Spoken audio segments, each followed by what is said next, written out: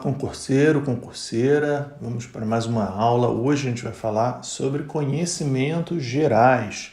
E esse tema é um tema muito amplo, então a gente precisa entender o que são conhecimentos gerais. Muita gente trata conhecimentos gerais como atualidade. Será que conhecimentos gerais e atualidade são a mesma coisa? Não são. Atualidade é um tema que está inserido dentro de conhecimentos gerais. Dentro do estudo de conhecimentos gerais, a gente tem questões atuais que o examinador pode vir a perguntar para você no seu concurso. Ele vai perguntar questões assim que estejam acontecendo no momento, notícias de jornal. Então, por isso é interessante você estar atualizado, estar lendo jornais para estar informado. Mas é muito mais do que isso. Conhecimentos gerais é bem mais do que meramente atualidade. Conhecimentos gerais e conhecimentos de mundo. Espera-se que o candidato tenha um conhecimento razoável de questões relacionadas ao Brasil, ao mundo que te cerca, né? O Brasil, ao mundo. Então, dentro disso, as questões afeitas são de política, história, sociologia e talvez até filosofia.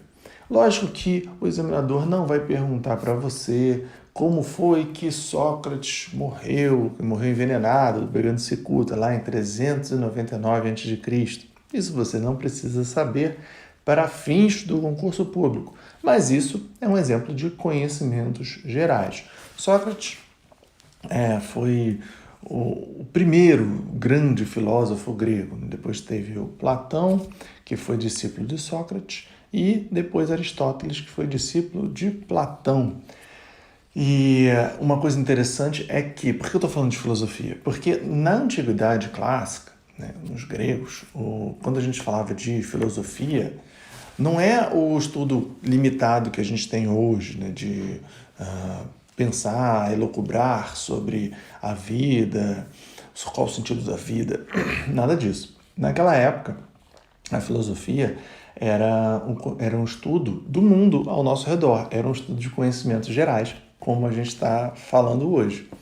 Então, o filósofo era um estudioso do mundo de maneira geral. Ele estudava as ciências naturais, estudava matemática, tudo isso estava relacionado à filosofia. E isso é mais latente na obra do Aristóteles.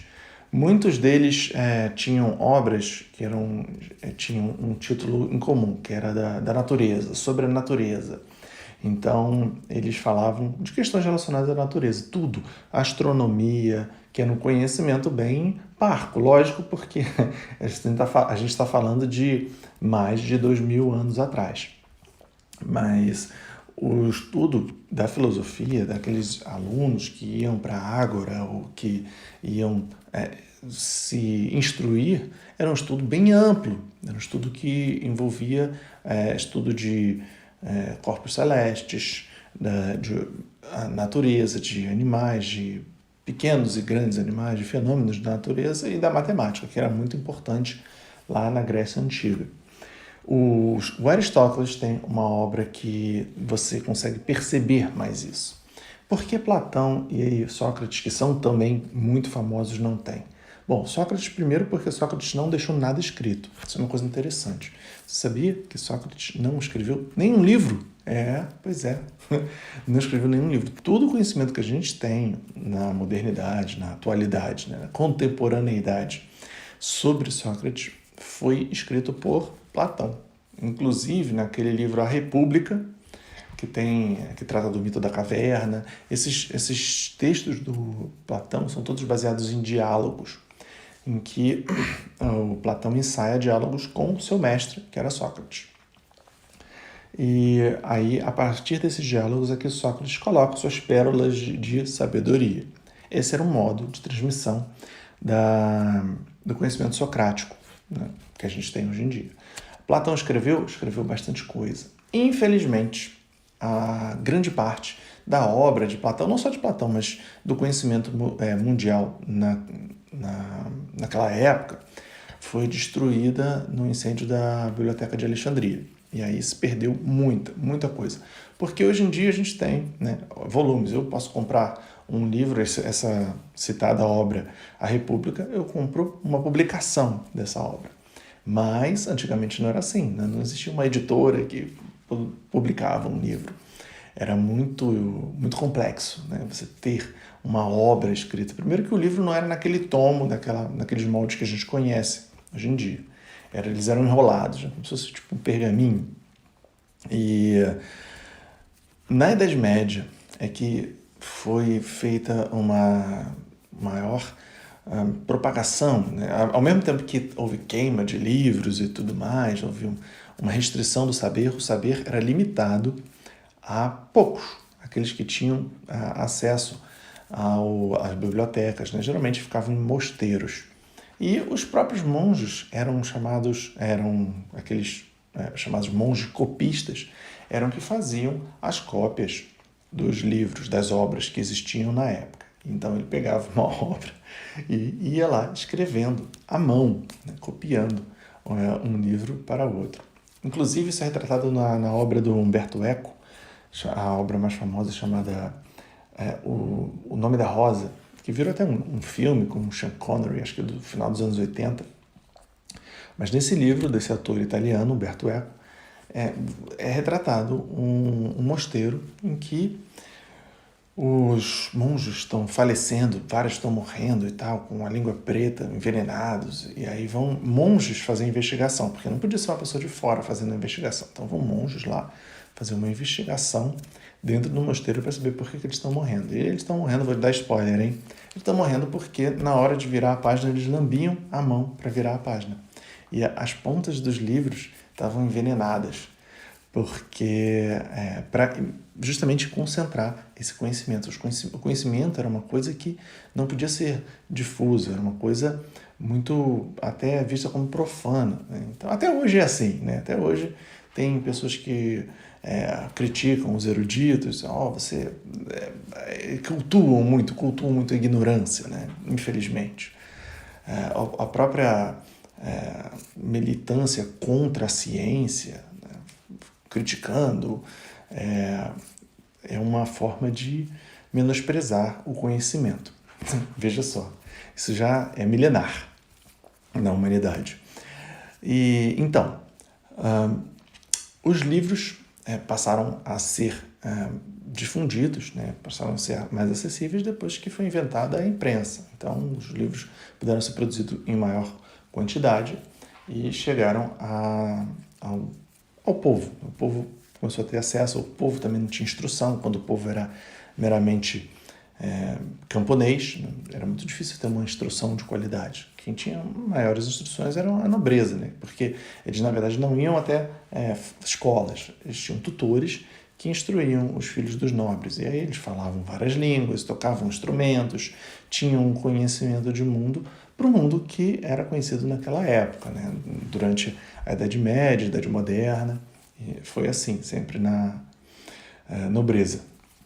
E a plebe não tinha um pouco conhecimento. Hoje em dia, o conhecimento está acessível a cada um de nós, mas muitos ainda relutam, né, em ter conhecimento, porque é mais fácil correr atrás de uma fonte de prazer imediato, né, um jogo de futebol, uma novela, um Big Brother, do que sentar e ler um livro. Mas se você fizer essa experiência, você vai ver que é muito reconfortante, né? E a literatura, não só a literatura, mas o conhecimento mundial, vale a pena você correr atrás disso, porque isso é de um grande engrandecimento mesmo, né? Você ter conhecimento é uma liberdade muito grande. Quanto mais conhecimento você tem, menos você é tapeado, menos você acredita em questões assim metafísicas, né? Bruxas e espíritos maléficos. Já foi assim, né? A humanidade, né? A humanidade já teve isso. Uma prova disso é a peste negra. Sabe quando aconteceu a peste negra? Aconteceu no século XIV, 1350, a segunda né, grande onda, porque na verdade já tinha acontecido nos anos 500, tinha acontecido de forma um pouco mais branda, se é que pode se falar de forma branda em pandemia. Isso tem a ver com o que a gente está vivendo hoje. A gente está vivendo uma pandemia, então os assuntos são correlatos. Anos 500 e alguma coisa, vindo da China também, sempre a China. E depois, 1350, chegou na Itália, as Gales, aqueles navios, né, trazendo marinheiros já infectados, doentes, de uma forma deplorável. As pessoas, não pode desembarcar e tal. Deixavam eles lá nos navios, mas um outro passageiro desembarcava, que eram os ratos negros, trazendo as pulgas. Naquela época não se sabia qual era o vetor da peste negra. Mas, então, por isso acreditava-se que era transmitido através do ar. Você sabia disso? Por isso que existe aquela figura bizarra dos médicos que tinham uma roupa de couro, um bico enorme na máscara, né? Ou aqueles tampos de vidro e uns bicos enormes. O bico enorme era justamente para purificar o ar. Ali dentro tinha ervas aromáticas e tal, porque acreditava-se que o cheiro ruim é que transmitia a peste, a doença. E só muito tempo depois, já na Idade Moderna, é que se percebeu que o vetor da doença era uma bactéria dentro da pulga. Claro, na Idade Média não se sabia da existência de bactérias ou seres microscópicos, né? A ideia de que um ser invisível aos olhos pudesse penetrar no seu corpo e te causar um mal-estar, te deixar doente, será só se fosse, né, um espírito. Então, era isso que se acreditava na época. Por isso, até por causa da peste, muita gente acreditava que era culpa dos hereges, culpa dos judeus, mais uma vez os judeus, né, tomando culpa.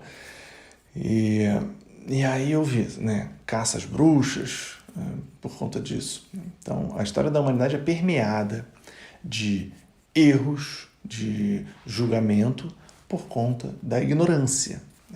Outro exemplo clássico disso aconteceu nos Estados Unidos, isso já mais recente, lá no século XIX, quando houve a caça às bruxas de Salem. Você já ouviu essa história? Quem eram as bruxas de Salem? O que aconteceu foi que chegou um reverendo lá naquela vila.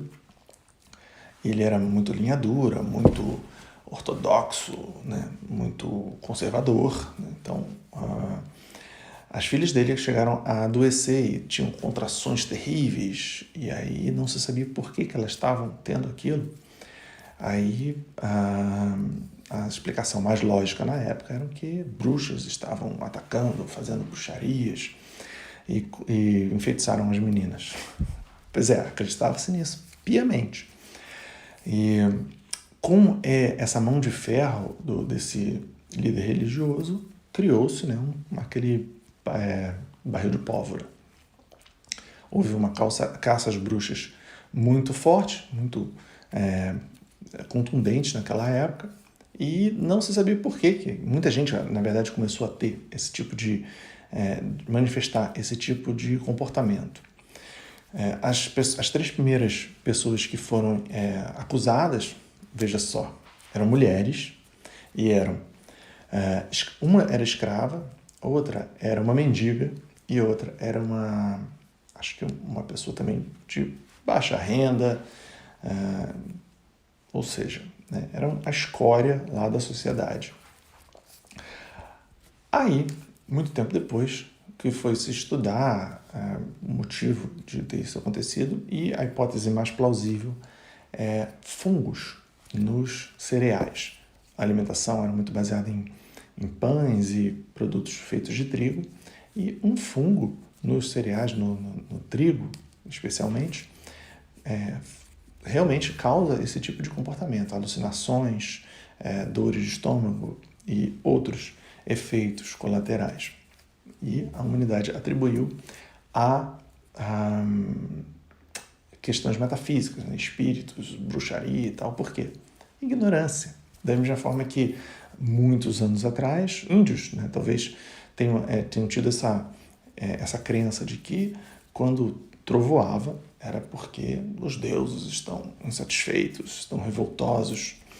Quanto mais se estuda, quanto mais se sabe, quanto mais conhecimento você tem, menos você acredita nesse tipo de crendice popular, né? E menos você pode ser, menores as chances de você ser tapeado por uma outra pessoa mesmo. Então, os golpes que são aplicados, geralmente pessoalmente ou por via de internet, telefone, são golpes que se valem da ingenuidade de outra pessoa. A ingenuidade pode ser por uma bondade ou pode ser por simplesmente por ignorância. Pois bem, conhecimentos gerais, então, são conhecimentos gerais de mundo e também atualidades. A gente vai chegar nas atualidades. Para conhecimentos gerais, é importante a gente destacar história e política. São os ramos de ciências sociais que mais provavelmente vai ser perguntado na sua prova de conhecimentos gerais. E a história do Brasil e a história da política no Brasil, elas estão interligadas, obviamente. Questões como, por exemplo, vamos pegar um marco inicial aqui da Proclamação da República, que foi proclamada a República no dia 15 de novembro de 1888. A gente não vai fazer um estudo de história aqui, não. A gente vai pegar isso só como um gancho. O que aconteceu nessa data? Houve uma modificação, né, no Estado brasileiro, que era uma monarquia parlamentarista, sob o comando de Dom Pedro II. E esse foi um golpe militar, né, mas muito bem sucedido, que instaurou a República, né, já um pouco atrasada em relação ao resto do mundo. E aí o Brasil passou a ser uma república. O que significa república?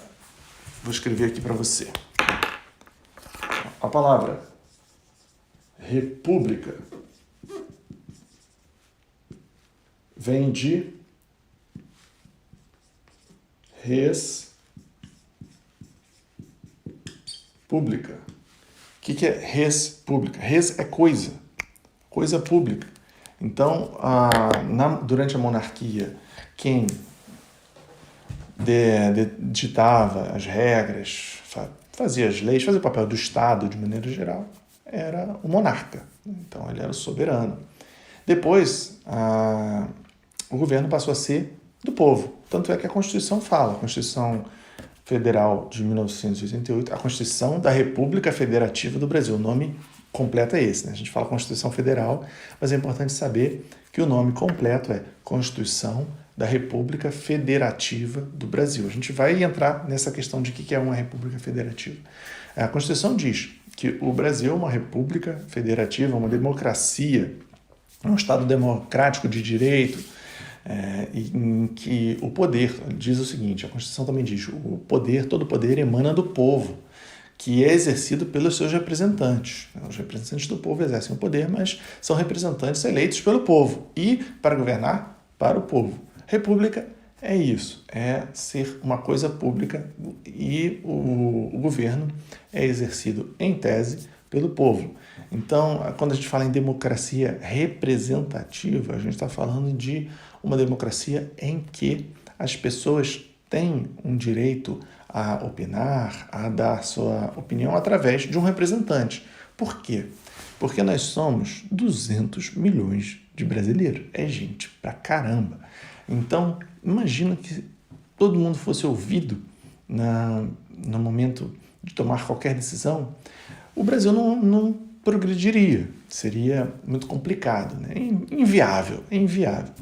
Como acontecia na Grécia Antiga, que a gente estava falando ainda há pouco. Na Grécia Antiga, como é que eram tomadas as decisões? Era feita uma convocação, as pessoas se reuniam e eram colocados aqueles problemas. O que a gente vai fazer isso? Vamos entrar em guerra? Não vamos? Libera esses escravos? Qualquer decisão era tomada por aquela cúpula. E lógico que não eram todas as pessoas. Eram só os cidadãos gregos, aqueles cidadãos que não fossem estrangeiros ou que não fossem escravos. Escravos não eram que nem os escravos que vieram ao Brasil, que eram capturados para essa finalidade na África. Não, obviamente. Os escravos eram prisioneiros de guerra na Grécia Antiga. Então, essas pessoas não tinham direito a voto. E mulheres também não tinham direito a voto. Aliás, as mulheres na Grécia Antiga não tinham uma vida muito fácil, não. Elas existiam ali mais para procriação, tá? Os homens, até para ter encontros carnais, né, digamos assim, recreativos, eles não buscavam outras mulheres, né? Não buscavam mulheres, buscavam outros homens. Eles tinham lá aquela relação de homem com homem e era tudo muito normal, né? Mas eles se casavam, tal, tinham esposas para fins de reprodução, meramente. Mas aí, na hora de tomar decisões, acontecia isso. As pessoas reuniam lá os homens livres para determinarem quais seriam as decisões a ser tomadas naquele momento, para qualquer que fosse a situação relevante para o Estado. Aqui no Brasil, a gente não faz isso por questões óbvias. Como eu falei, ficaria inviável pelo tamanho do Brasil, pelo tamanho do Estado. Então, o que a gente faz? Nós, cidadãos, o que é ser cidadão? Cidadão é ter cidadania, é você ter o direito, né, de votar e ser votado. É o tal do sufrágio. O sufrágio é o direito de votar e ser votado. Você é elegível e você pode eleger. A partir dos 18 anos, você tem a obrigação de votar. A partir dos 16, você tem a faculdade de votar. Ou seja, aqui no Brasil, pelo menos, você tem a possibilidade de tirar um título de eleitor a partir dos 16 anos. Tira se quiser. A partir dos 18, você é obrigado a fazer isso. Como eu já falei isso antes, isso é um certo exagero da Constituição. Por quê? Até 1988, o Brasil vivia num estado repressivo. Desde 1964, quando aconteceu o golpe militar e se instaurou uma ditadura militar no Brasil, ninguém mais votava. Você não podia votar para presidente, você não podia votar nem para síndico, não, talvez para síndico do prédio. Mas não existia, né, o seu direito a voto. E aí, quando foi instaurada a Constituinte, lá em 87 para 88, e finalmente em 5 de outubro de 88 foi promulgada a Constituição, o pessoal estava tão inflamado nessa de não, nós temos que votar, que acabou ultrapassando esse direito. Então deixou de ser um direito para ser um dever, uma obrigação. Você tem que votar. Aí cabe a opinião de cada um, pensar, elevar, sopesar se isso realmente é necessário, que todo mundo vote. Porque isso acaba levando a algumas anomalias, como o voto de cabresto, o voto de uma pessoa consciente politicamente tem o mesmo peso de uma pessoa que não está nem aí, sabe? Chega no dia da eleição, pega um panfletinho, vê assim, esse aqui é mais bonito, vou votar nesse. Acontece isso. E aí todos ficam sujeitos, submetidos à representatividade, né, geral, que nem sempre é escolhida da forma mais consciente. Por quê? Porque as pessoas não têm consciência do que faz cada membro, né, do poder público. Então a gente vai falar também sobre a tripartição de poder. Vou falar sobre isso agora, isso é importante. Depois a gente volta aqui, que eu fiz um esqueminha, a gente vai voltar a falar sobre isso. O que é a tripartição de poder? O nosso Estado, que é o Estado Democrático de Direito, ele tem 3 poderes, né, que são independentes e harmônicos entre si, que é o executivo, o legislativo e o judiciário, e não tem ordem de importância, tá? Nenhum se submete ao outro.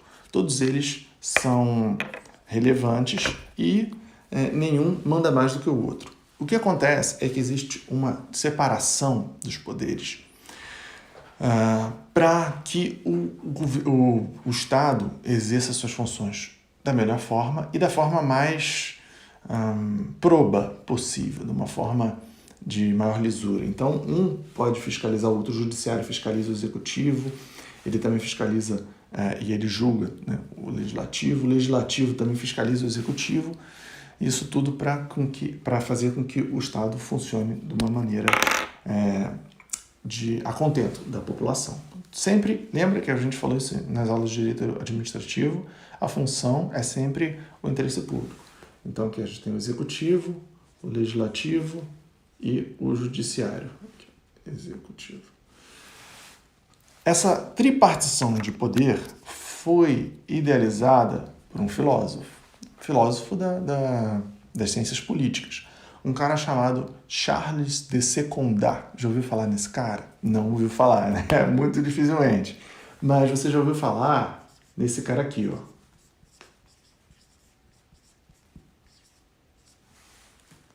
Montesquieu. Barão de Montesquieu. Por que Montesquieu? O nome dele não era esse. O nome dele não era Montesquieu. Ele era barão em Montesquieu. E aí acabou ficando Barão de Montesquieu. Como se, por exemplo, eu fosse o barão de Taubaté. Aí eu não sou conhecido como Rodrigo Castro, eu sou conhecido como Barão de Taubaté. E aí no futuro eu escrevo uma obra muito relevante e na hora de colocar a assinatura da obra eu coloco um Taubaté, tipo isso. Então Montesquieu desenhou, rascunhou, desenvolveu, idealizou essa tripartição de poder, de 3. Então, quais são os 3 vértices, as 3 pontas, né, na verdade, do triângulo? São os 3 poderes. O poder executivo, o poder legislativo e o poder judiciário. Esses 3 fazem a função do Estado. A ideia é não concentrar em uma pessoa só, como era antes, na monarquia. Aliás, já no fim da monarquia, quando Dom Pedro II era o imperador, existiam 4 poderes. Existia um 4º poder chamado poder moderador, que era a palavra final do próprio monarca, do próprio imperador Dom Pedro. Mas isso não existe, né? Até porque um poder moderador acaba mitigando os outros poderes. Montesquieu desenvolveu essa tripartição de poder e que é adotada na maior parte do mundo hoje em dia. Todos os países, pelo menos os países democráticos, seguem essa lógica de tripartição de poderes. E essa tripartição de poder, ela é encontrada nas esferas da federação. Então, o Brasil é uma república federativa, né? Como eu falei, a Constituição da República Federativa do Brasil. O que significa, então, república, ok? Federativa, o que significa federativa? Federativa é de uma federação. O que é a federação? Federação é a junção de Estados-membros que têm uma autonomia, tá? Isso é interessante você lembrar, porque pode cair uma pegadinha assim até em direito constitucional. Fala assim, que os Estados-membros têm soberania. Não tem soberania. A soberania é da União e os Estados-membros têm autonomia para desenvolver suas constituições, como você tem. Aí a gente já estudou a parte da Constituição Estadual do Rio Grande do Sul. Os estados têm essa autonomia de gestão também, tem o poder executivo estadual, que é exercido pelo governador do estado do Rio Grande do Sul. Qual é o nome do governador do Rio Grande do Sul? Você tem que saber, tá? É o Eduardo Leite, você sabe disso, né? Então, o Eduardo Leite e Ranulfo Vieira Júnior é o vice-governador e secretário de Segurança Pública. Essas pessoas você precisa saber. Se você fosse fazer um concurso para a área da educação, talvez fosse interessante você saber o nome do ministro da Educação, né, o secretário estadual, mas se você vai fazer para uma área que está relacionada à segurança pública, você tem que saber o nome do ministro, o nome do secretário de Segurança Pública. Pois bem, a gente está falando de tripartição de poder. a tripartição de poder foi idealizada pelo Barão de Montesquieu e ela é seguida no Brasil em todas as esferas da federação. A gente tem as esferas, que é a esfera federal, tem a esfera estadual e tem a esfera municipal.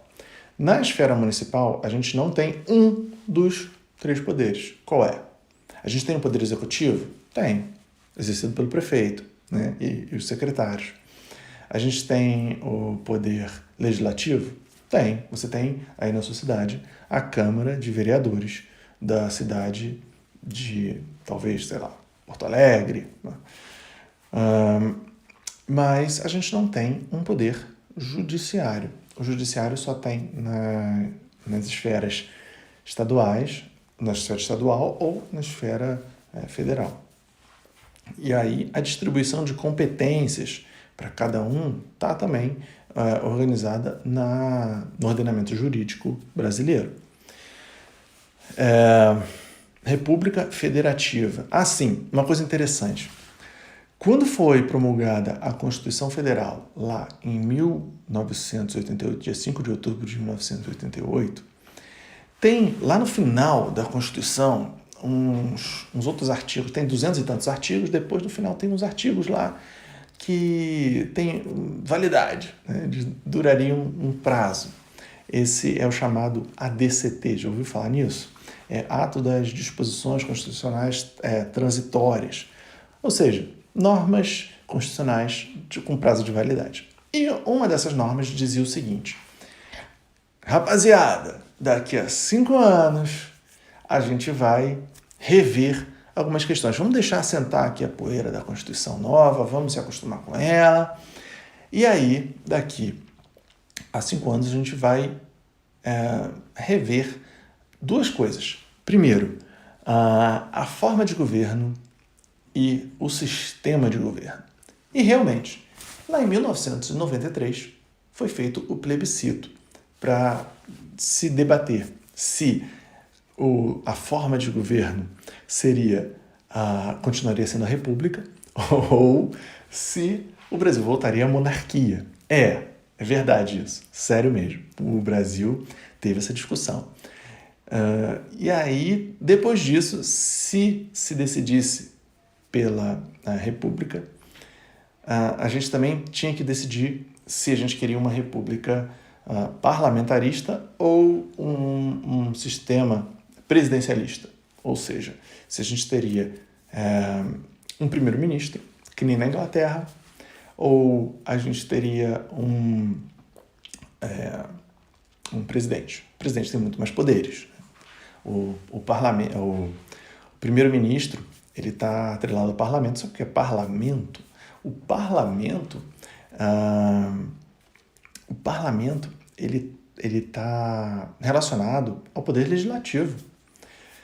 E então o sistema de governo é diferente, né? Então o Brasil muito conservador, optou por continuar no que já estava, que era a república, ainda bem, e uma república presidencialista. Foi feito isso daí em 1993 através de um plebiscito.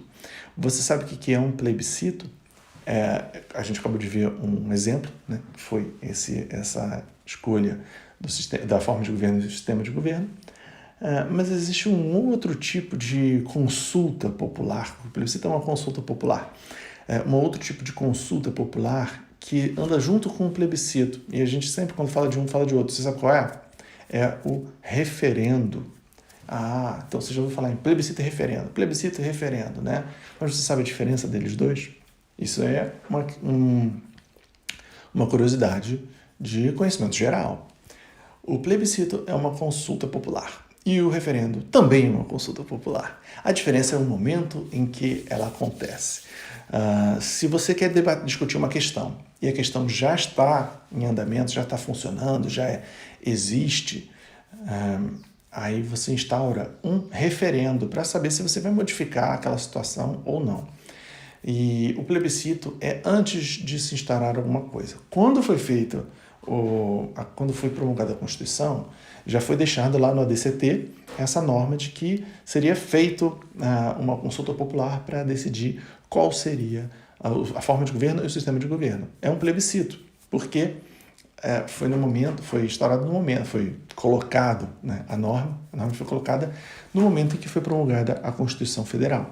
E o referendo, por exemplo, a gente teve em 2003, um referendo das armas, para saber se liberaria arma para a população ou não. E aí votou-se contra, naquela ocasião, votou-se contra a liberação de armas, e aí muita gente que tinha armas entregou.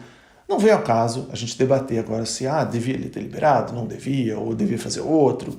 Isso, né, não veio ao caso porque no seu concurso não vai ser perguntado opinião. Questões assim polêmicas, opinião, não será perguntado. O que é a razão de ser da prova de conhecimentos gerais é avaliar se o candidato é um alienado ou não. Então, é feita essa avaliação para saber se você tem um conhecimento de mundo razoável, um conhecimento razoável de mundo.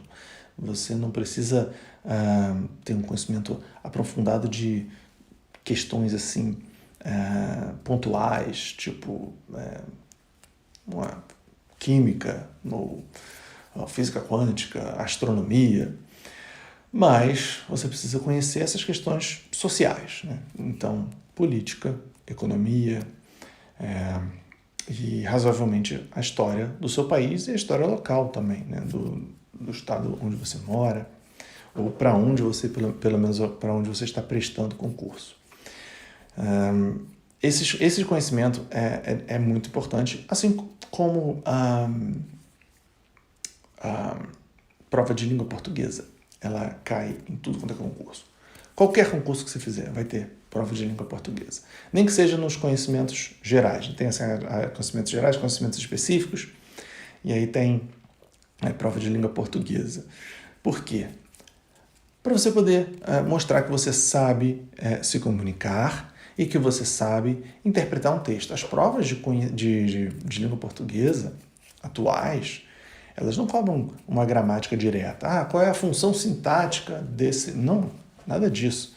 Você não precisa saber, a não ser que você esteja fazendo a prova para professor de língua portuguesa. Senão, você não precisa saber disso, você não precisa saber classificação gramatical, função sintática de nada.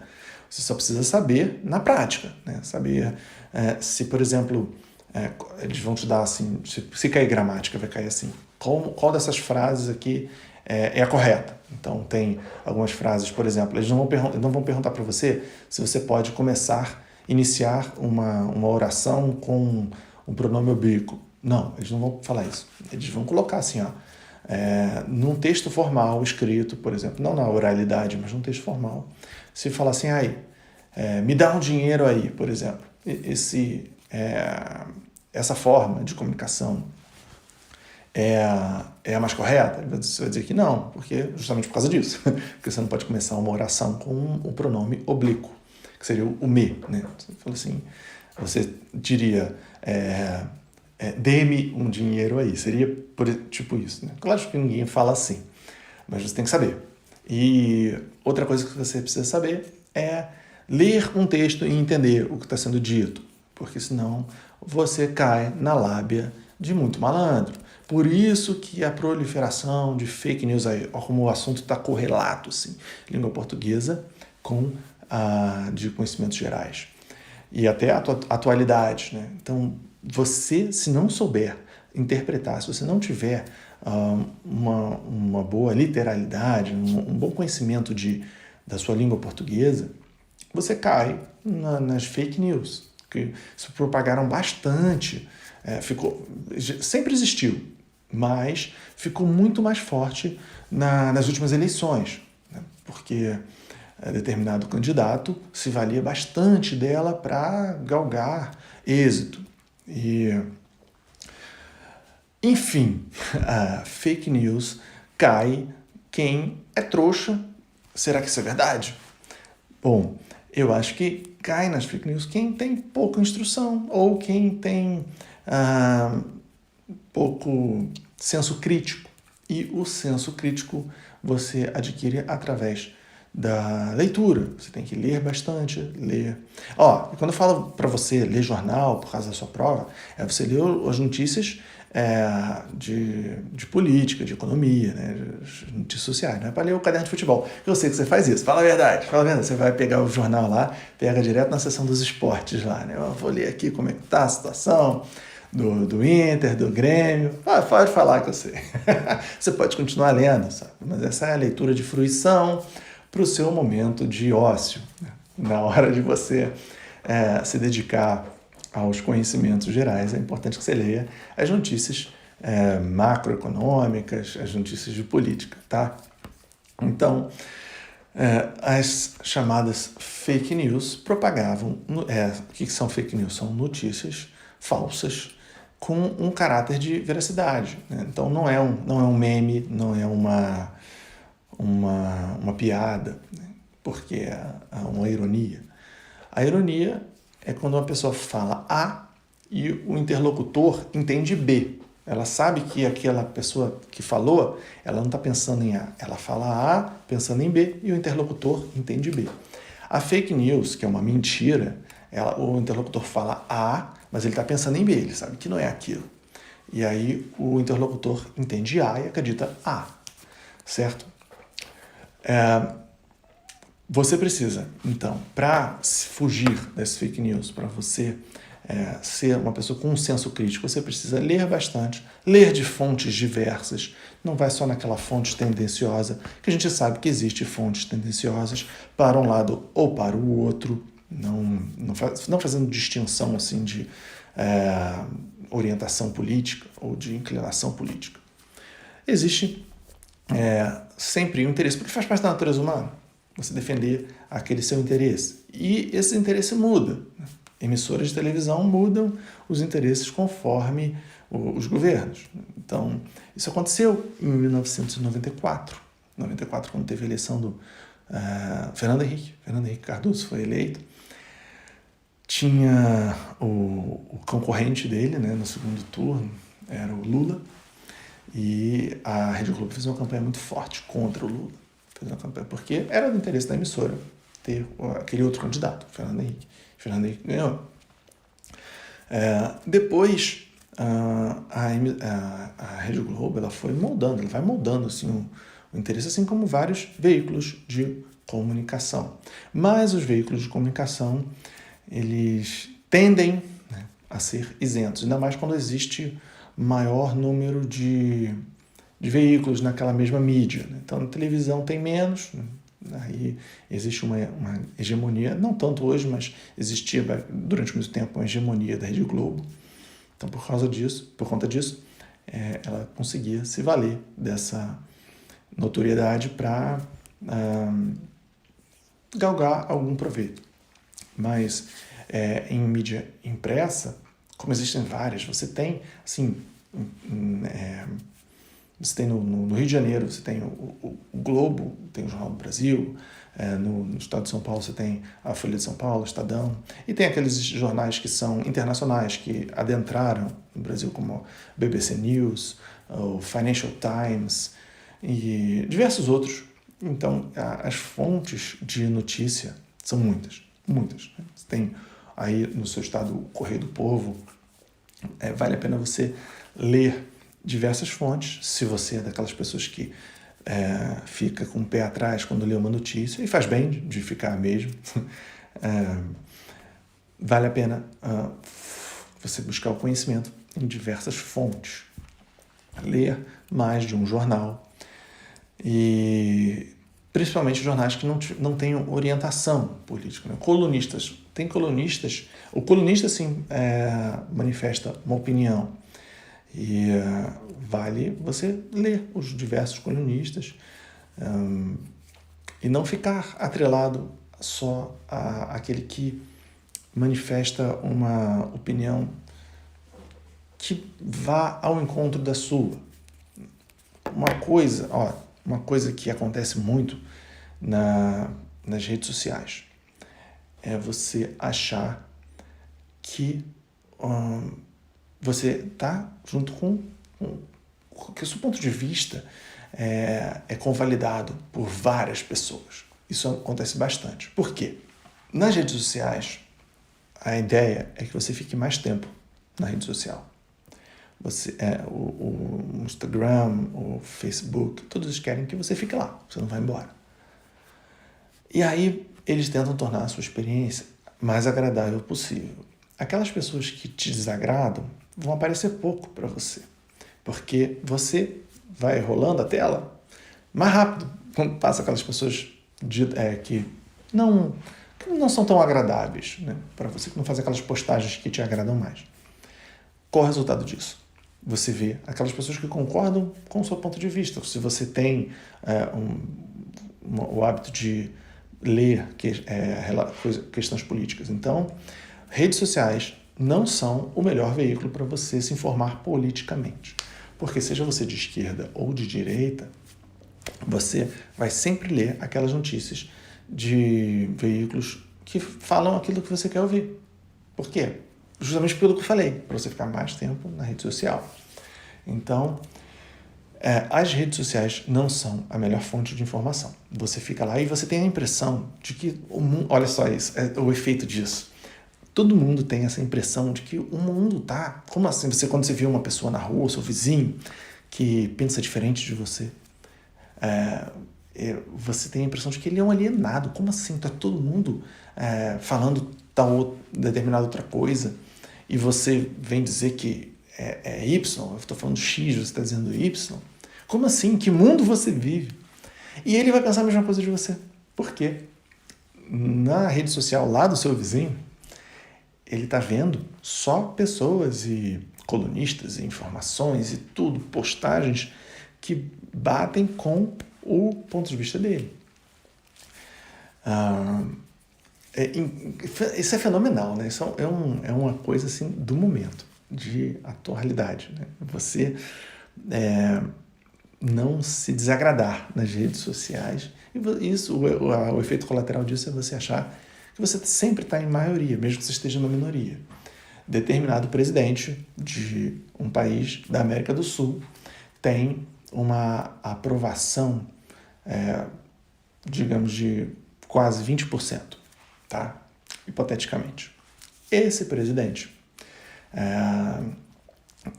aí tem pessoas que são fanáticas. Eu gosto muito, ele é o mais bonito, o mais cheiroso e tal, e tudo que ele fala é lindo, mesmo que ele fale grandes abobrinhas.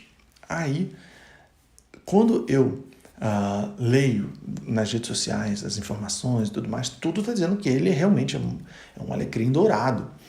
E aí, se vem uma outra pessoa e fala que não, eu vou ficar assim, pasmo, como assim? Mas que absurdo. Todo mundo acha que ele é lindão, cheiroso. Você vai dizer que não. Sabe? Todo mundo quem? É uma minoria. Você vai pensar assim, 20%, né?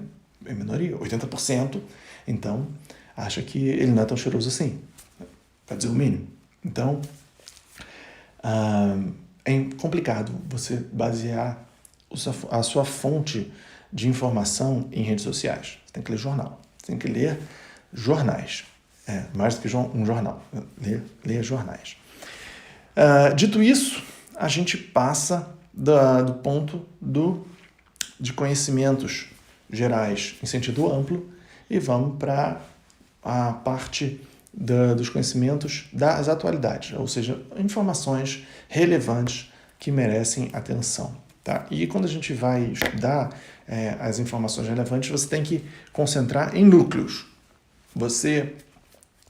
Se uma informação que acontece, digamos, lá em Belém do Pará, não tiver relevância ou consequência para o país inteiro ou para o seu estado, então essa informação não é relevante. Certamente não cairá na sua prova. Você precisa concentrar, então, no seu estado, né? No seu estado e no seu país e no mundo. Informações que tenham relevância. Decisões políticas, por exemplo, eleições nos Estados Unidos.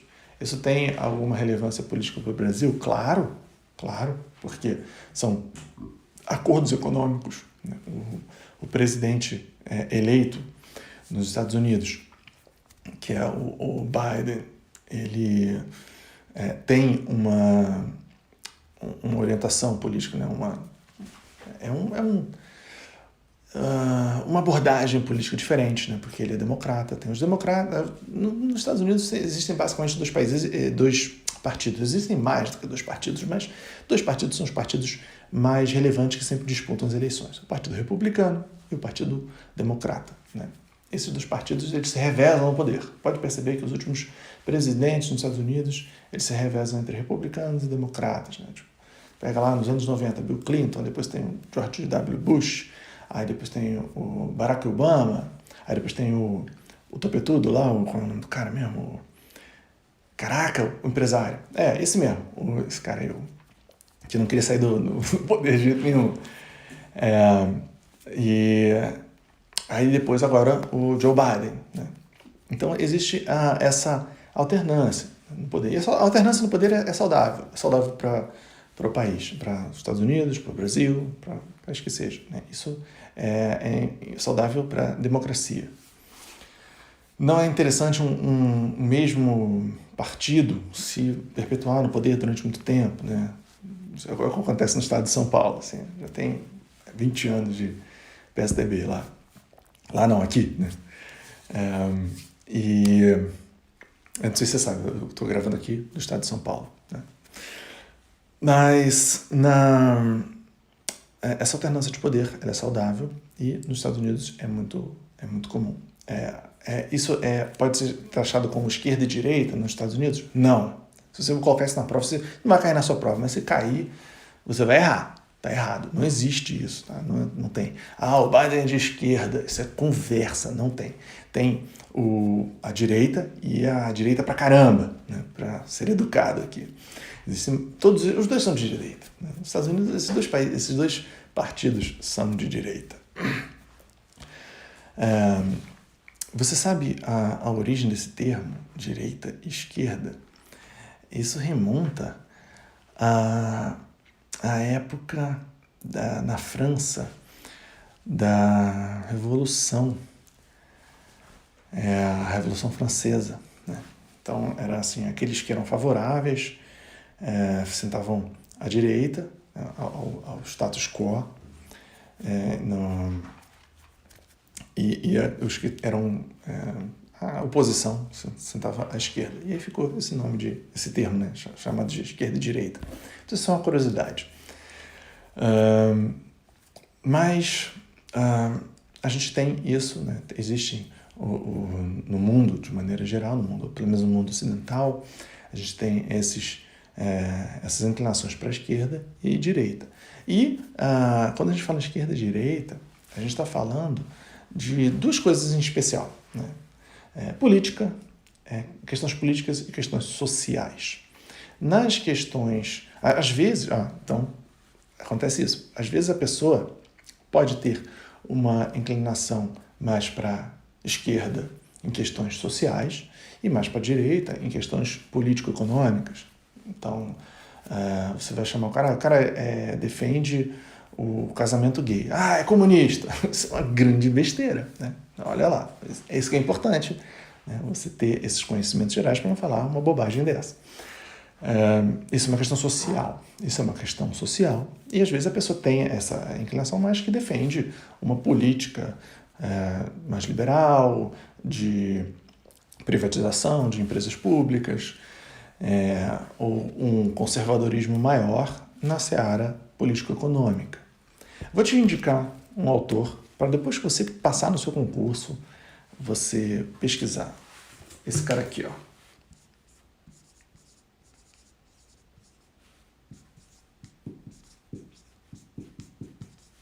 Ele escreveu um livro chamado O Capital no século XXI. O Capital é uma das obras mais famosas do Karl Marx, escrita no século XIX, né? Então, obviamente, já defasada. E esse cara, o Thomas Piketty, ele fala sobre o capital no século XXI, ou seja, ele fala assim, comunismo, né, socialismo, né? Então, várias cogitações. Já se provou que não deu certo, mas o capitalismo desenfreado tem que ser pensado. Não dá pra gente... Porque se o mundo inteiro fosse que nem os Estados Unidos, o mundo acabava, né? Não tinha recurso suficiente. Os Estados Unidos, eles são muito exploradores de recursos naturais, né? Então, o modo de consumo dos Estados Unidos é muito, muito feroz. Então, isso fomenta a economia deles, mas também tem um déficit para o mundo que é muito grande. Então, o mundo, isso é fato, o mundo, se fosse consumido do jeito que os Estados Unidos consomem, ele não duraria, o mundo acabaria, não tem recursos naturais suficientes para o mundo ser assim. Então, é interessante que os Estados Unidos revejam a sua política de consumo, né? O seu modo de consumo, todo esse capitalismo que incentiva o consumo desenfreado. Então, esse autor é interessante para você refletir sobre isso, né? Ainda mais também para não ficar repetindo atrocidades, né? Tipo, chamar outros comunistas, sendo que, né, comunismo é algo que já está ultrapassado. Já está ultrapassado no mundo. Aliás, quando eu estava na escola, eu já era um negócio ultrapassado e ninguém falava de comunismo. Como voltou esse papo de chamar de comunismo, que a gente teve um retrocesso assim, social, né? Cultural, social, tal, com essa cultura da ignorância, o rechaçar da ciência. Isso é um retrocesso que foi exacerbado. Não estou falando que é por causa de um governo A ou B, sabe? Isso não tem nada a ver. Isso aí é da população, da sociedade, e não só do Brasil, é de maneira geral, né? Tem pessoas inteligentes no mundo todo e tem pessoas estúpidas no mundo todo. O que acontece é que, citando mais uma vez o autor lá O Nome da Rosa, Humberto Eco, ele disse o seguinte: as redes sociais, a internet, deu voz aos imbecis. Qualquer pessoa pode publicar, falar o que quiser, e aí acaba acontecendo de você ter muitas informações e, às vezes, informações vazias ou informações falsas, ou informações baseadas em uma lógica totalmente frágil e fácil de ser desconstruída. Então, existe o negacionismo, existe toda essa involução, né, que a gente enfrenta hoje em dia, né? Pessoas acreditando que a Terra não é redonda, a Terra é plana, e outras teorias conspiratórias absurdas. A gente encontra bastante na atualidade por conta dessa facilidade das pessoas se expressarem nas redes. Então, mais uma vez, eu repiso essa questão da informação. Você precisa ler, você precisa se informar, você precisa ter um conhecimento de mundo, leia os clássicos, leia sobre não só literatura, mas também pensadores políticos ou pensadores sociais, Max Weber, né? o Arthur Schopenhauer, que é um grande filósofo, Friedrich Nietzsche, que já está num grau muito mais avançado, o próprio Barão de Montesquieu, Michel de Montaigne. São vários pensadores que construíram, Thomas Hobbes, que construíram o nosso arcabouço, né? Nosso acervo, né? O nosso repositório de conhecimento político e social. Tá? É importante, não ignore isso. Não ignore isso para assistir o futebol. Assista o futebol depois. Vamos falar das questões pontuais de atualidade. Então, eu já falei para vocês que o nome do governador do Rio Grande do Sul, você precisa saber, né? Eduardo Leite, e o Ranulfo Vieira Júnior é o vice e secretário de Segurança Pública. Existe aqui, vou falar primeiro de notícias locais do Rio Grande do Sul. Iniciou no dia 19 de dezembro a chamada Operação Verão Total, Operação Rio Grande do Sul Verão Total, RS Verão Total. Essa operação começou no dia 19 de dezembro e envolve diretamente a Brigada Militar. Outra operação muito tradicional, né, essa é muito tradicional, é a chamada Operação Golfinho, tradicional da Brigada Militar, chamada Operação Golfinho, que atua no estado todo, mas tem um enfoque maior assim, nos litorais e tem o intuito de gerar ações contínuas de repressão ao crime organizado no estado do Rio Grande do Sul. Operação Verão Total, Operação Golfinho. Uma outra questão relacionada à Brigada Militar que é relevante para o seu concurso é um projeto de lei que está tramitando na Assembleia Legislativa do Estado do Rio Grande do Sul. Lembra que eu falei da tripartição de poderes?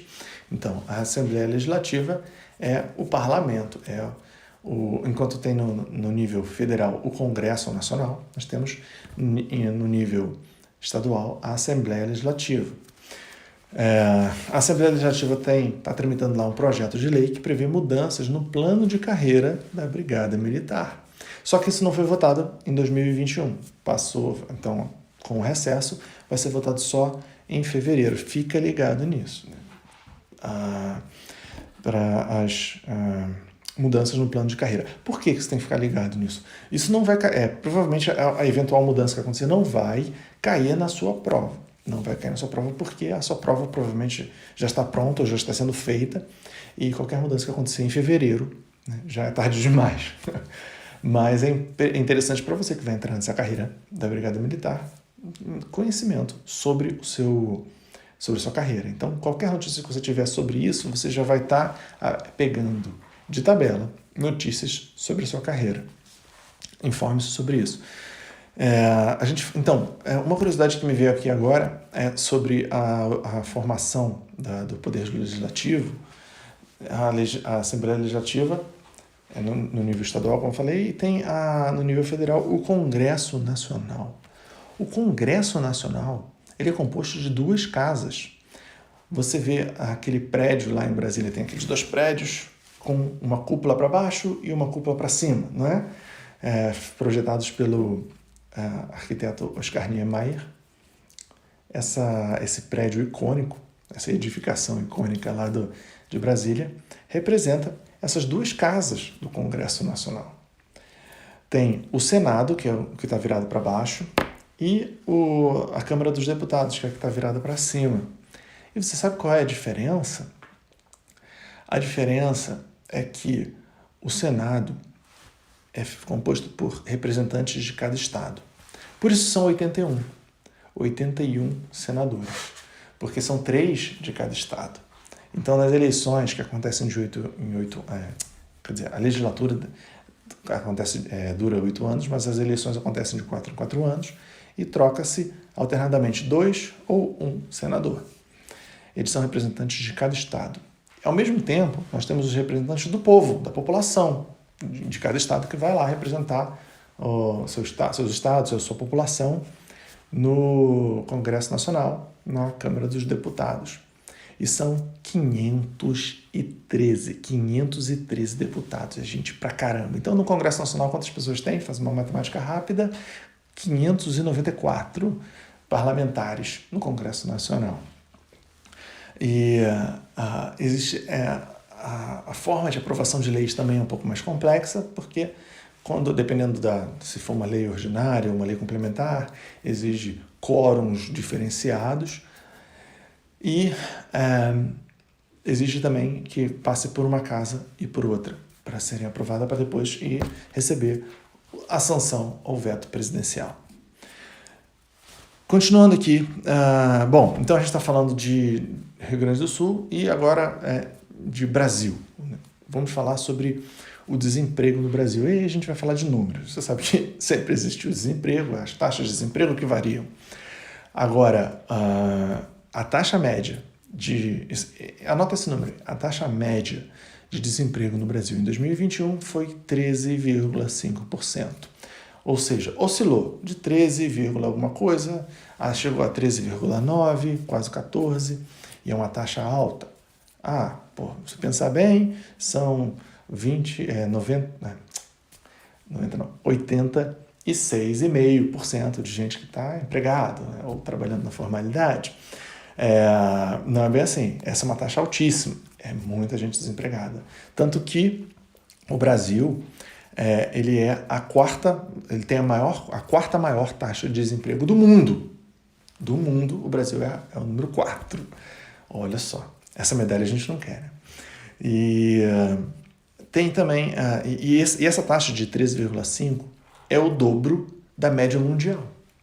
Não só estamos em quarto lugar, como também nós temos o dobro da média mundial de desemprego. Não é pouca coisa, não. Então, o desemprego no Brasil, ele realmente é alarmante. Outra questão interessante de ser abordada em questões... Isso é relacionado à economia e relacionado à política. Tem a chamada Lei de Ficha Limpa.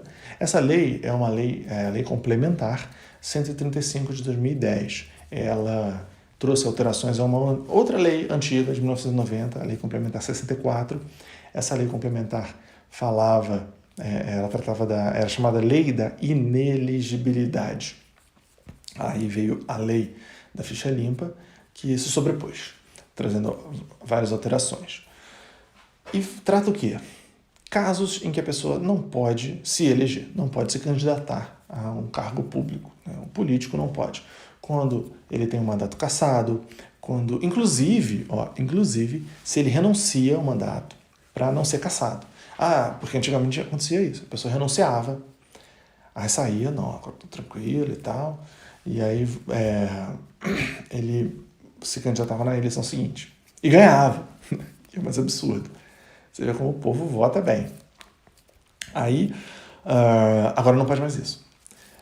Então, Lei da Ficha Limpa, Lei Complementar 135 de 2010. Por que a gente está falando dessa lei tão antiga? 2010, já tem 11 anos. Porque, recentemente, começou um movimento de flexibilização dessa chamada da Lei da Ficha Limpa. Né? Não, veja bem, esse papo de ter ficha limpa... Não, imagina, no Congresso Nacional, falei 594 pessoas, né? Desses 594, quantos você acha que não tem o rabo preso ali? Eu não sei, eu acho que o pessoal lá, todo mundo honesto. Afinal, a gente votou neles, né? É triste. Então, essa flexibilização, na verdade, a rigor, qual é a grande modificação? É o seguinte, que os políticos que tiveram as contas rejeitadas continuam elegíveis. Essa é a modificação da flexibilização da Lei da Ficha Limpa. Por quê? Porque o político que vai se candidatar, ele precisa apresentar contas. Né? Ele apresenta contas no Tribunal Eleitoral e essa conta pode ser aceita ou rejeitada. Se o TSE ou o TRE rejeitar as contas, aí esse político se tornaria inelegível, né, por conta da Lei da Ficha Limpa. A flexibilização traz a modificação desse ponto. Então, a conta foi rejeitada, recebeu uma multa, tá tudo certo, e ele continua elegível. É isso. Sim, TSE. TSE, uma curiosidade sobre o TSE, ou do TRE. Não, TSE. É que ele é composto por membros do STJ, porque ele é um tribunal que funciona com maior necessidade, né, nas épocas de eleição. Antes do período de eleição, quando as pessoas já podem se candidatar, elas têm um prazo de 150 dias, segundo a legislação, para registrar sua candidatura. E quem que faz toda essa avaliação é o TSE, no nível federal, Tribunal Superior Eleitoral. Só que essa galera são membros do STJ, do Superior Tribunal de Justiça. Inclusive, o presidente do STJ também é o presidente do TSE. Eles acabam acumulando funções. E aí ganha mais, né? Naturalmente. Não existe um concurso para membro do TSE. E também não existe concurso para membro na verdade, o concurso é para juiz, né? O concurso é para juiz. Juiz entra como um juiz ordinário lá, o recruta dos juízes, né? Depois ele vai subindo na hierarquia. Fruto de merecimento ou longevidade, o tempo, né, de casa. Sim, na teoria, né? Vamos ficar na teoria, porque o que vai ser perguntado por você talvez seja questões teóricas e não como é que é na prática maracutaia. Mas é interessante você saber também, né? Depois se informar sobre isso. Mas para chegar no STJ, o juiz ele vira primeiro um desembargador estadual e vai subindo na carreira, né? O desembargador também não chega a desembargador como por concurso diretamente. Ele faz um concurso para juiz, né?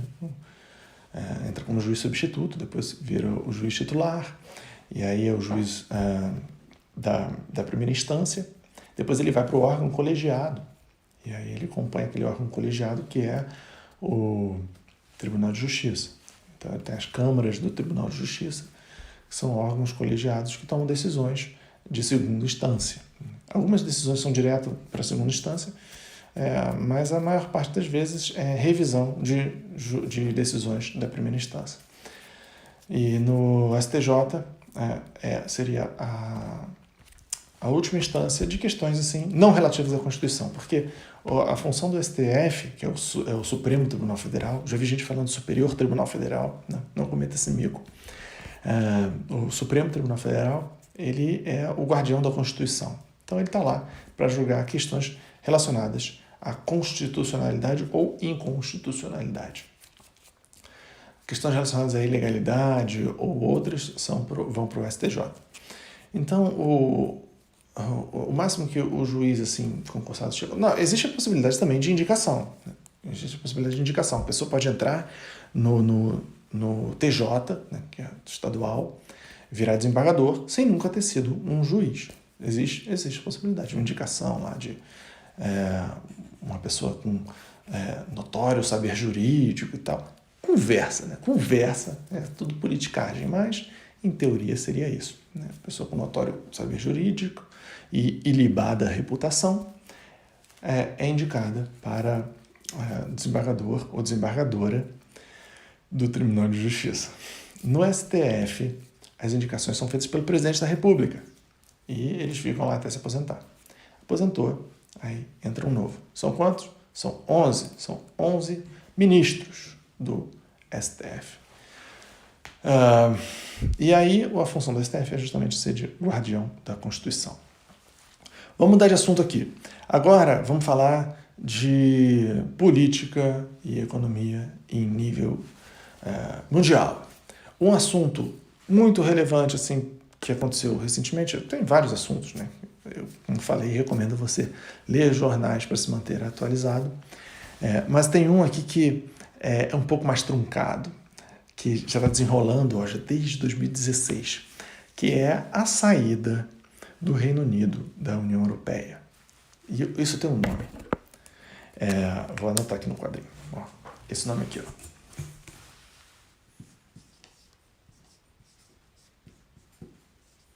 Talvez você já tenha visto isso no jornal, né?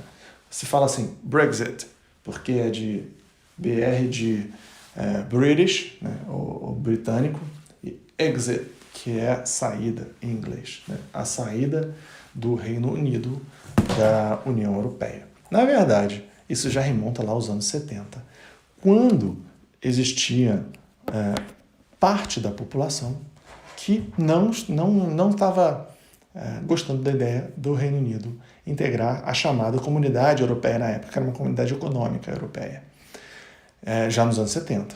Depois, aquilo virou a União Europeia, que deixou de ser apenas um mercado econômico comum, como existe o Mercosul, né, desde os anos 90,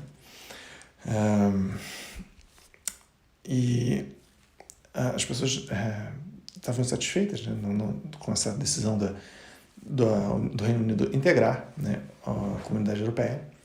E tanto fez, né, que a partir de 2016 começou o processo de saída do Reino Unido, que, a bem da verdade, né, sempre foi um país um pouco mais isolado. Não adotou, por exemplo, o câmbio comum, a moeda da Europa, que é o euro. Para alguns países isso foi muito bom, a mudança da moeda, como os países mais pobres, ou Portugal, Grécia, foi muito bom assim, a adoção de uma moeda comum. Isso fortificou muito a economia. Para outros, nem tanto, como a Alemanha. A Alemanha é um país muito rico. Aí substituiu o marco alemão pelo euro. A Inglaterra, ou Reino Unido, né? Qual a diferença? Reino Unido e Inglaterra, você sabe? O Reino Unido, na verdade, o United Kingdom, são a reunião de 4 países, né? Não é só a Inglaterra. Tem a Inglaterra, que é o maior de todos, o mais relevante, mas tem também a Irlanda, que faz parte do Reino Unido, a Escócia e o país de Gales, que é o mais ínfimo ali dos 4, né? Aquele mais, assim, é o lanterninho do Reino Unido. Então, são esses, quando a gente fala de Grã-Bretanha, de Reino Unido, a gente está falando desses 4 países. Inclusive, a bandeira, aquela bandeira com várias cruzes e faixas assim, entrelaçadas, é uma junção da bandeira dos outros países. Se você juntar a bandeira da Irlanda com a Escócia, com a bandeira da Inglaterra, você vai ter aquela bandeira do Reino Unido. Pois bem, o Reino Unido resolveu e realmente está fora, né, saindo, acabou o processo de Brexit, que é a saída do Reino Unido da União Europeia. Isso foi bom ou foi ruim? É muito prematuro para se dizer, mas um dado que a gente tem é que o PIB do Reino Unido, ele cresceu menos. Ele não caiu, né? Ele não diminuiu. Ele cresceu, mas ele cresceu bem menos do que ele crescia antes, né? Por conta, desde a saída, né? Desde do Brexit. Olha, pode ter sido efeito do coronavírus, que é um outro assunto que a gente ainda vai abordar. Pode ter sido.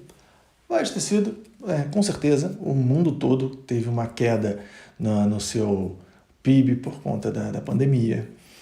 Mas, proporcionalmente em relação à União Europeia, ainda assim, o Reino Unido teve um crescimento aquém, né?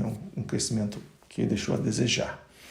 Anota o nome do primeiro-ministro britânico, caso você seja indagado sobre essa questão do Brexit. É muito provável que falem, que mencionem o primeiro-ministro britânico. Aquele cara que está sempre descabelado, sabe? Aquele louro descabelado. O nome dele é Boris Johnson. Covid-19. Né? Arrasou, chegou chegando.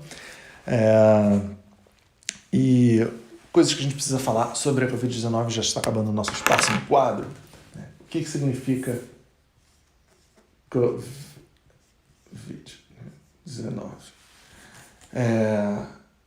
O Covid, né? Você divide assim, ó. Corona, virus, disease. É isso, coronavirus disease. Disease é doença. A doença... Existem 3 nomes em inglês para disease, né? Que é sickness, illness e disease. Geralmente disease é mais para essas doenças contagiosas. Então, a doença do coronavírus. 19 porque foi no ano de 2019 que ela foi descoberta. O coronavírus tem esse nome porque ele tem um formato, né? Ele tem, você já viu a imagem dele, né, na internet? Ele tem aquelas protuberâncias que são em forma de coroa, faz com que ele pareça estar usando uma coroa, né? Um vírus com uma coroa. Então ele tem esse nome de corona. Um vírus. E uma coisa interessante é que esse vírus não é o primeiro dos coronavírus, né? Existem vários coronavírus que já existem há um tempo e por isso era chamado de novo coronavírus. Era um coronavírus que surgiu lá na China depois que aquele chinês resolveu comer um pastel de morcego. Não, brincadeira, tá? Não anota isso não. Mas ele surgiu daí, né? De uma infecção através do morcego. Mas não tem nada a ver com pastel de morcego, era realmente por causa da culinária e tal. Mas ele surgiu na China e se espalhou para o mundo. E causou todo esse regaço que aconteceu em 2020 e 2021. A gente teve, aqui no Brasil, tudo se fechando a partir de, se eu não me engano, dia 19 de março de 2020. E era para ser uma coisa transitória, que vamos fechar por 15 dias. Está durando até hoje. Né? Na verdade, as coisas se fecharam, depois elas foram se reabrindo gradualmente. É possível você até ir no cinema. Né? Você não, porque você está fazendo um concurso, tá? Você vai no cinema depois. Mas as pessoas que não estão fazendo concurso podem ir no cinema, né? Desde que afastadas, desde que usem máscara. Existem restrições até hoje. Né? É isso que eu quero dizer. As restrições por causa do coronavírus existem até hoje. Morreu muita gente. Houve uma corrida em busca da criação de uma vacina. Houveram os malucos que eram contra a vacina. Não, vacina, veja bem. Mas se você está num barco e está afundando lá, Titanic, e vem alguém e fala assim, eu tenho bote aqui, vamos de bote? Você fala, não, veja bem, não sei qual é desse bote. Não tem cabimento. Mas muito se experimentou. Houve uma época em que não se sabia, né, a efetividade de tratamentos outros, né, tipo de prevenção, tratamento preventivo, com a ivermectina e a hidroxicloroquina. E, em um primeiro momento, aquilo era discutido. Hoje a gente sabe que as duas não servem para nada. Não servem, serve para ser pacífico. Né? Não seja inconsequente, como eu sou generoso nas adjetivações. Não seja inconsequente de defender uma coisa dessa na sua prova. Você vai errar.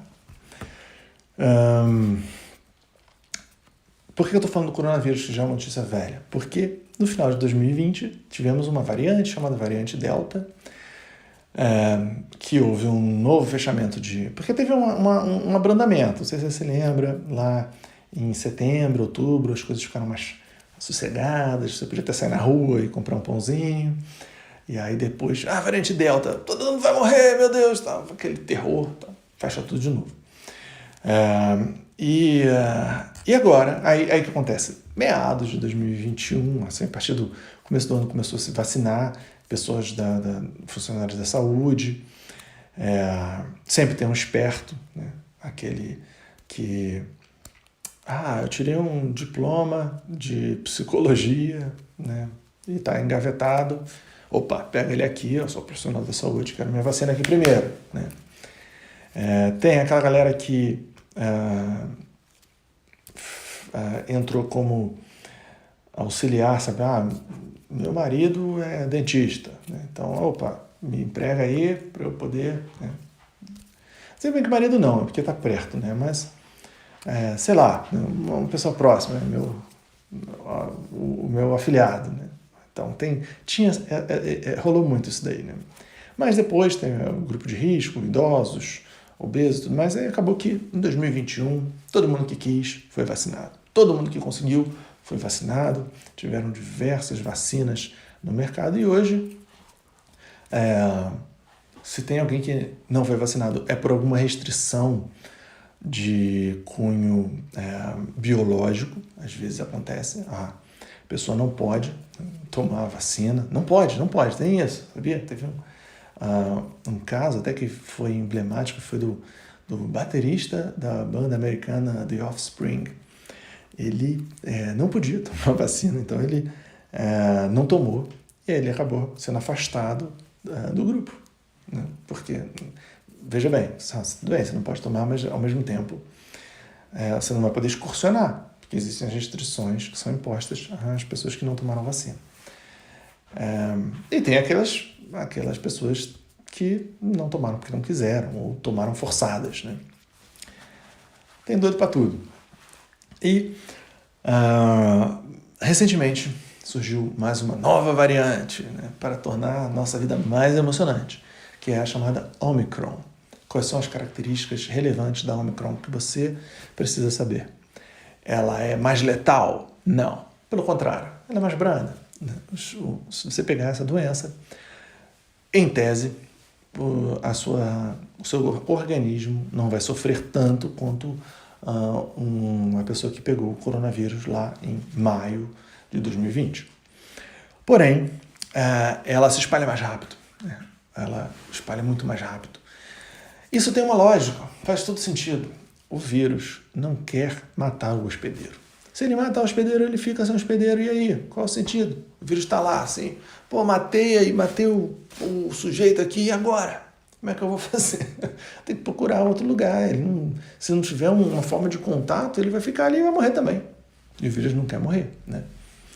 O vírus não tem consciência. O vírus é um envelopinho com um RNA lá dentro. Ele não tem um cérebro para pensar isso, mas a natureza, ela tem essa tendência de perpetuação das espécies. Charles Darwin já falava isso. Então o vírus não quer morrer. Ele não tem interesse em matar o hospedeiro. Mas a presença daquele vírus, seja qual for, num organismo, ela tem efeitos colaterais. E aí, o vírus que tem maior letalidade, ou seja, que mata mais, ele tem uma transmissibilidade menor. O vírus que se transmite mais rápido, isso é uma tendência. Tá?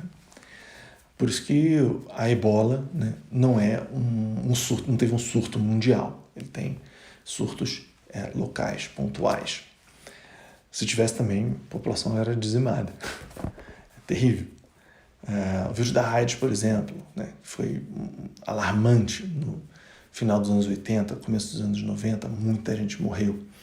Mas existia aquele tabu, né? A pessoa tem AIDS, não posso beber no mesmo copo, não tem nada disso. Sabe? Você pode ir lá dar um abraço, está tudo tranquilo.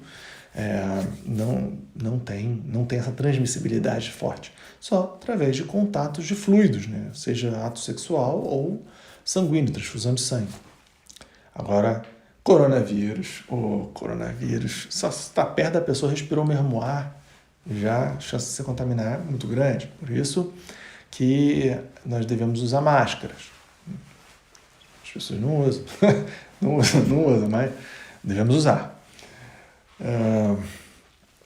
Bom, falei pra caramba aqui sobre questões relacionadas ao mundo de maneira geral. É muito difícil acertar assim, é isso que vai cair, porque conhecimentos gerais é muito amplo, muito genérico.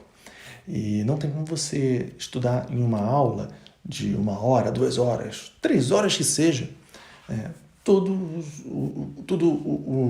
a possibilidade de conhecimentos que são abarcados, né, poderiam ser abarcados numa prova de conhecimentos gerais.